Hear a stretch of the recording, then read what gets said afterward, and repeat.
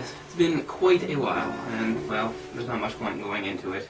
Yada yada yada, all sorts of excuses and things like that. But I've also noticed that I seem to still keep getting subscribers, probably because of my participation on the Sausage Factory, which I'm very happy to do, I'm very proud of. But I mean, I do have a channel, I would like to do something with it. It's not like I've been too busy. I mean, sometimes, but most of the time, definitely not. Actually, way back towards the end of the summer, at the end of August, I attempted to do a new episode, and it just went really badly. I got about 10 minutes in, and the next thing I knew I was forgetting what I was talking about and tripping over my words and you know, trying to go back and find stuff that I might have missed, and it discouraged me. And now I think it was just I had sort of picked something a little too ambitious, a little too difficult to come back to. Like, not really that difficult, but that difficult if you haven't been doing this for a few months. So I tried something easier this time. Today I want to talk about something that I do think is good. It's not like just for the sake of doing it, because I think it's an important comic and certainly a well-known one and an influential one, and that would be Marvels, which came out, I think, in 1994. The series started in 1993 by writer Kurt Busiek and, of course, Alex Ross, the artist.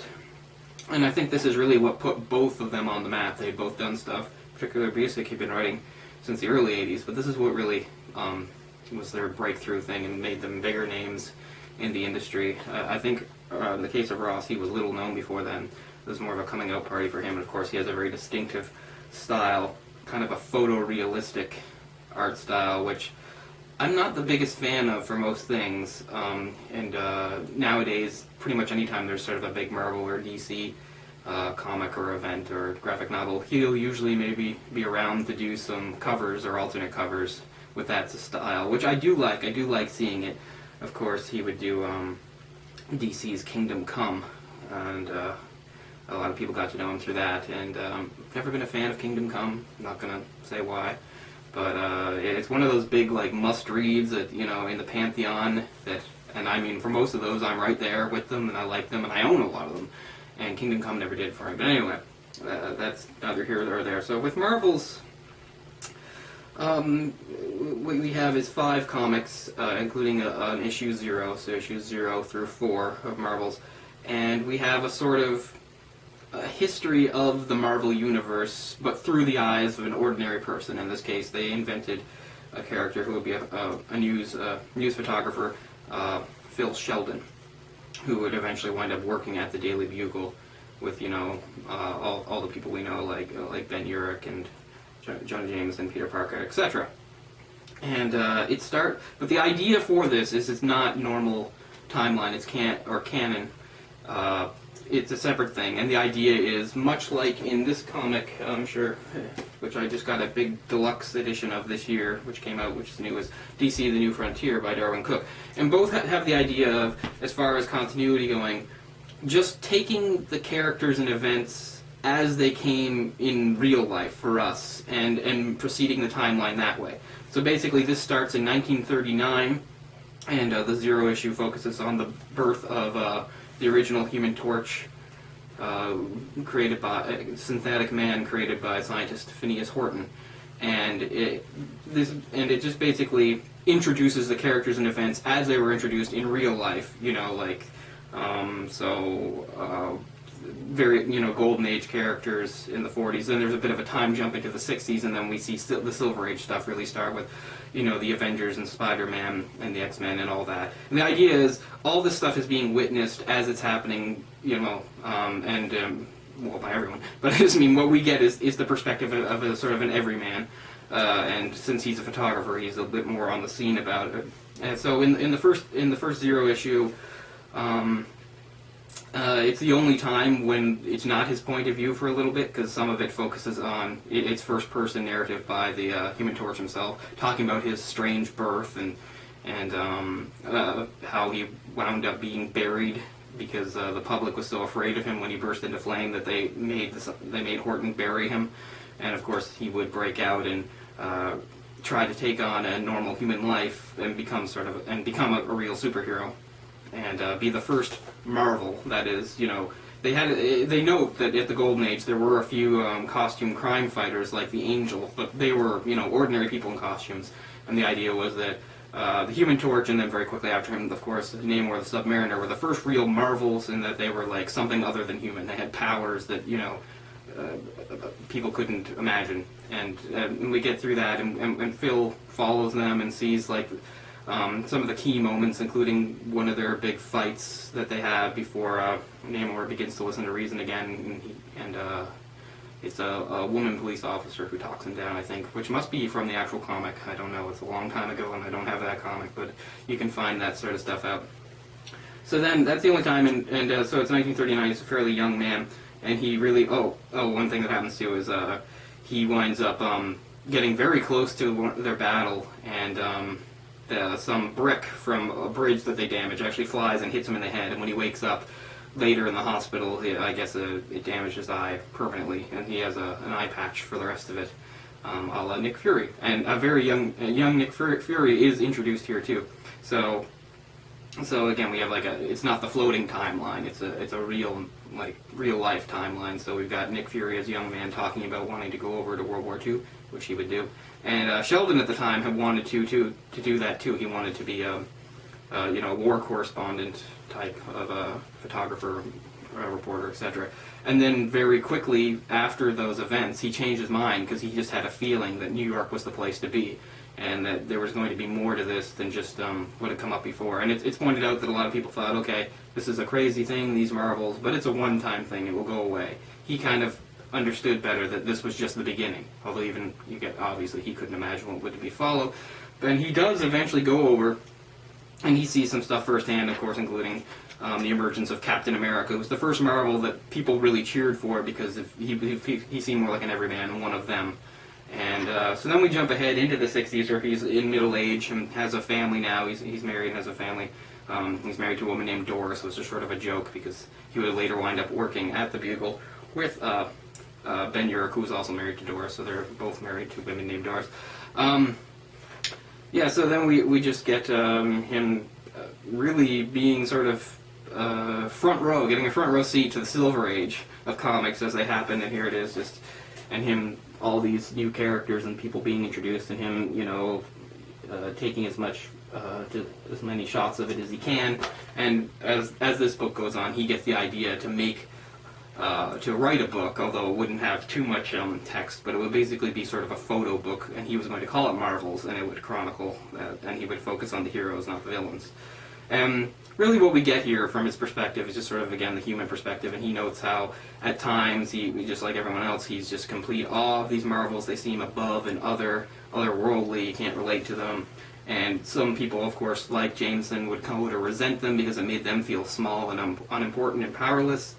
And then also like how fickle the public would be, how enamored they would become with people like the Avengers, especially when Captain America made his return in the 60s, which brought them all sorts more cred, of course, and the Fantastic Four and stuff like that, and how Reed Richards and Susan Storm sort of became like this crazy celebrity power couple, which I think is pretty dead on. I mean, especially now when you look at like our fascination with celebrities and celebrity couples and stuff like that. I mean, if Reed Richards and Susan Storm were real, they would be a big deal. They would be on the covers of magazines and followed by people and stuff like that because, we idolize people for being movie stars. Can you imagine the level it would be for these, adventurers who would often, do amazing and fantastic things, but also saved our lives and stuff. But he would talk about how fickle it was because at one moment we'd be praising, as the general public, we'd be praising these people, and the next we'd, be saying all sorts of bad things about them, saying how dangerous and reckless they were, and, what sort of secrets are they hiding, and should what they're doing should it be legal, and all this stuff that, again, you would totally expect in the real world. Also, when you're in the 60s and stuff, we get a lot of that Cold War stuff going on, so that just heightens it all the more, and of course the introduction of the mutants, which is really what was supposed to be the turning point, because you just had all these people that were just getting enraged and going out in groups and stuff, hunting down the mutants, this thing that was, they were Marvels, but they were sort of the dark side of the Marvels, and, the things that scientists are saying, that this was possibly the next step in human evolution. So here, these mutants, these monstrous people, they're going to eventually replace us. Your children could be mutants, and all the hysteria, again, lines up pretty well with the communism, red hysteria, plus a lot of the civil unrest that you get into again in the 60s with civil rights movement and all sorts of that. I mean, it parallels all that beautifully, takes good advantage of it, and through it all, Sheldon, he experiences sort of a wide range of perspectives and emotions, because at one point when he sort of joins a mob without even knowing what's going on and gets swept up in it and actually even winds up throwing a rock and hitting Iceman of the X-Men at them. Like, he doesn't even know why he's doing it, because that's what happens in a lot in those sort of situations. Like, people just get swept up in craziness and do things they would never do otherwise. And so, again, it follows some of the bigger events, and then here's the introduction of the next incarnation of the Avengers, where it was simply Cap with, I have to look. Oh yeah, Quicksilver, the Scarlet Witch, and Hawkeye, who of course had all been former criminals at the time, and he had to win them over. And I don't want to touch on every little thing, but at one point he takes his family helps shelter a little mutant girl that had been abandoned by her family, and she's got big eyes, just like Leech, who you might remember as one of the Morlocks, and she's just this little innocent girl, and her parents had thrown her out, and he's worried about, a mob coming to the house to get her and his family, and the girl leaves just this little heartbreaking note to them saying about how she didn't want to leave their family in danger anymore, and it's a really touching moment. Busiek, I'll say he writes just fine here, but this might be the only thing of his I've really collected, unless like some collections of some of his 90s Avengers stuff. Like, he was the main writer on the Avengers in a lot of the 90s. I was never a fan of the Avengers then, and I don't have anything critical to say of Busiek. I mean, his career speaks for itself, but he's never been one of the writers that I've looked to or had much material on. But he does a great job here, and he and Ross, I think, mesh very well. Okay, and also at the same time, so we got Bolivar Trask stirring up public dissent against the mutants, introducing the Sentinels, and of course the Sentinels is a terrible idea, as we would all come to find. And of course the biggest event later coming up, I think, of that era is definitely still possibly the biggest event to ever happen in the Marvel U, really. And sort of the one that really solidified it was, from the Fantastic Four comics, the Galactus trilogy. And again, we get the perspective here of him and the everyman on the street, because now we have something that's basically a god coming, and for the first time, like, not only was it's what they've seen before, but amplified 1,000-fold, because now the whole world is at stake, and they're powerless, they can't do anything. They have this unshakable faith that the Fantastic Four is going to save them, but then it seems like the Fantastic Four loses. Of course, they do wind up winning when, Reed Richards is helped by the Watcher, and so, of course, the Silver Surfer, who had come with Galactus, turned on him and helped them too, and, he told him about the ultimate nullifier, and the Torch goes and gets it and gives it to Reed. Reed threatens Galactus with it, and then makes a bargain, that whole thing about not threatening him and not threatening the Earth, blah, blah, blah, gives it to him. Anyway, we know this because we read the comics, but again, we get the public perception here where people have no idea what happened. They just know they're okay. And again, he just goes on about how more and more stories, like especially Jameson and his distrust and how of these Marvels and superheroes and stuff, and how he just wants to discredit them all, particularly Spider-Man.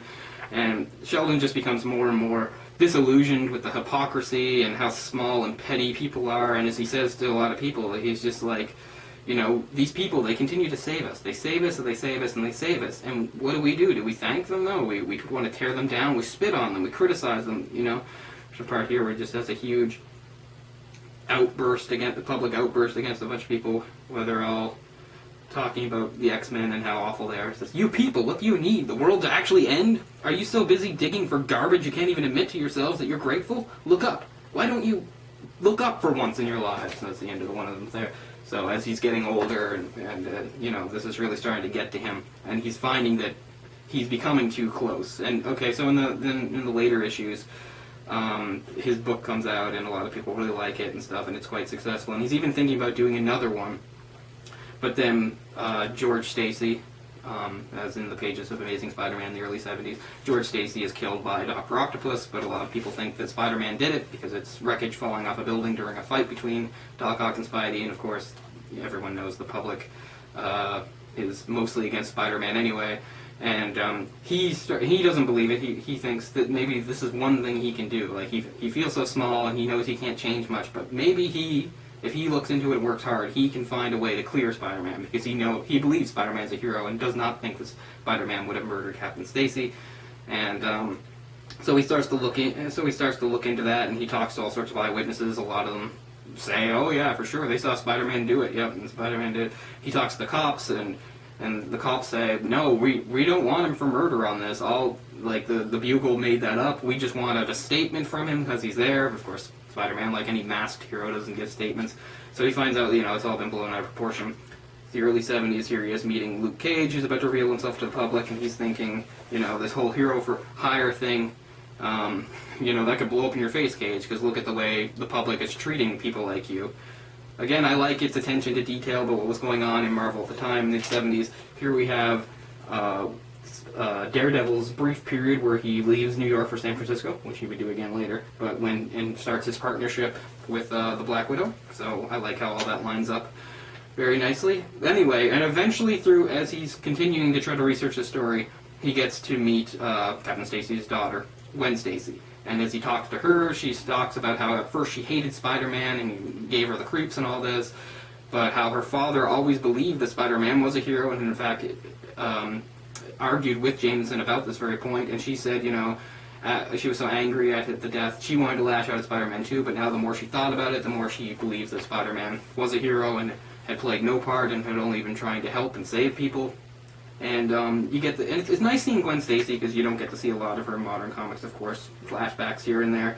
The great moment of him just when he's out during one of his talks with her, and Namor seems to bring an invasion force, except they're not doing anything overt. I don't remember what story this is, but it's obviously Namor coming through New York with a lot of his people's technology, but not doing anything violent. And Gwen actually finds the whole thing so surreal, and she says, "It's beautiful, isn't it?" And Sheldon reflects to himself that yes, it is.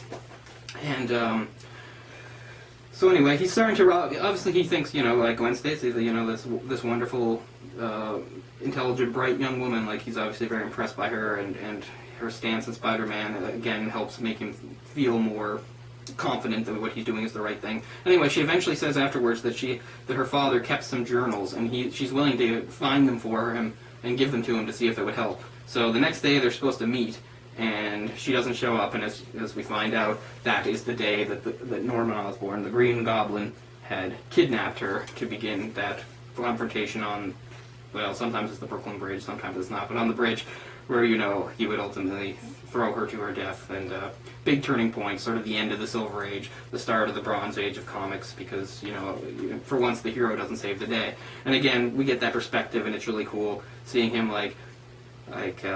he just had this unshakable faith in the Marvels. A little before this, when some other crises were happening, he said you could see that he wasn't even worried anymore. People were running around scared, saying, "Oh, this person's attacking, that's happening," well, and he said, "What does it matter? The Avengers or the Fantastic Four, they'll save us. It's what they do." So he has that same unshakable faith here in Spider-Man. Spider-Man's the hero. He'll save the day. And, again, it's a good reflection of, the changing of the times and how things were changing in comics then. The things that get a little darker, and of course, that Gwen does die. Spider-Man tries as he might, and he does take down the Goblin. He is unable to save Gwen, and there's of course that pivotal shot of her neck snapping as Spider-Man tries to stop her fall with webbing. And that's basically the final straw and breaks Phil. He just can't do this anymore. He doesn't care about the book. He basically passes all of the stuff he was going to do on to his assistant, who was talking about even doing a documentary, and he says, you do it then. You can do it. You've got to be outside of this stuff to have, to have an objectivity, of course, that you need when you're doing reporting, stuff like that. He's like, I lost mine over the time. I've been too close, I'm just sick of it now. And in a little sort of ironic twist at the end, but basically when he's saying, it's done, he's passing it on, and he's going to quit, the paper boy in his neighborhood comes up, little, 8 or 9-year-old kid on a bike, and he tells his assistant to take a picture with him and the kid. He said, I'll get the kid in here too. He says, we'll get a picture to mark the occasion of my retirement. He says, what's your name? And he says, it's Daniel, sir, Danny Ketch. So he says, take our picture with young Mr. Ketch here. A nice, normal, ordinary boy, and it just ends with a shot of them taking it together. And of course, if you don't know, the little ironic twist, that would be that Daniel Ketch is the second Ghost Rider. So this is only a few short years before this nice, normal boy would also become one of the Marvels. So, obviously there's stuff left out, but I didn't want to do a thing where I just summarize. I just want to talk about the stuff it includes. Not much else to say. I mean, I can just reiterate that the main point of it was to give us, you know, the everyman, the public, perspective on this, which is a nice thing to see, and I think it reflects the world, the Marvel world, quite well, and our own. Just like we've seen in these things, like it's so easy for us to believe the hatred and stuff against these people, particularly mutants. Because, I mean, think about it. Think about the world we live in. We don't have super beings or mutants and stuff like that. And we still find all sorts of reasons to hate each other based on race, religion, etc. So, can you imagine if there were mutants? It would be a lot like what's going on here. Like, it's none of it has ever really been exaggerated. And, but for once, we don't just see the, you know, the perspective of, you know, the X-Men and those that are being persecuted, but we see one of the normal people on the sidelines who joins in the persecution even though he has no reason to, just because he gets swept up, and of course, again, he would change his stance on this later. But I think, I like it for that honesty, I think. So, the book has an introduction, a very enthusiastic introduction, as he always does, by Stan Lee. He's great at that. He's just an enthusiastic guy, and he's always been more than happy to endorse and give his seal of approval to any number of Marvel projects that have happened over the years. Although this isn't just lip service, because this is a very good comic, and a very important comic, again, because of some of the newer things it introduced, I think, and again, of course, Alex Ross, he's basically a superstar, and this might have been really what started it. Then we have some sketches and stuff in the back, a few alternate covers and stuff. Here's some of the villains. And, yeah, there's quite a bit more, and there's some notes here just talking about how they did things. I like how he shows that he used, you know, he got people to go in real poses, and he'd photograph them, and then he would, you know, draw the picture based on that, which I guess is very much his style. Just a little interesting insight into that. So yeah, so this is the hardcover. I think it exists in softcover now, but it's not fairly big or expensive. I mean, you should be able to get it for under $30, I think, new, which is pretty good. Yeah, so that's Marvel's. And I think it would be good to talk about DC The New Frontier at some point. Again, I really love this big deluxe edition. I already owned it in the 2 small trades, which I actually got to get signed by Darwin Cook himself, but that's a story for another day. So I just wanted to get my feet wet and get back into it, and hopefully this wasn't too long and rambly, but even if it was, whatever, I'm gonna, you know, fire off a few more ones in the next few weeks, and hopefully get back into my rhythm, because I know I'm rusty, and, you know, I'm probably not as eloquent or coherent as I'd like to be, but you really do sort of have to get in a rhythm with these things. So when you haven't done it for a few months, I mean, I've done stuff on YouTube, but that's just discussion with other people. There's not really much preparation involved. I mean, a little bit, but still, this is all me. You know, it's not a discussion or a debate or any back and forth. And yeah, and it's harder than it looks. I'm not trying to say it's super hard, but I just mean it can be hard, and that's why the last time I attempted to do this, I had to stop because it actually had been a disaster. I mean, I could have powered through and published it, but it would have been really bad. So hopefully this one is good. And, yeah, so if anyone is still watching, I'm really appreciative of that, and I am going to make an absolute promise that, like, over the next few weeks, I'm going to get some new stuff here, comics. I mean, a lot of people ask me to do more movie stuff just because of the stuff I do, and I think that's enough. I mean, I really do want to talk comics, and hopefully there are people that are still interested in that, and, you know, leave some comments, and we can get a dialogue going, and all that. So, anyway, thanks a lot, Excelsior, and, peace out. I'll see you guys soon. See you later, true believers.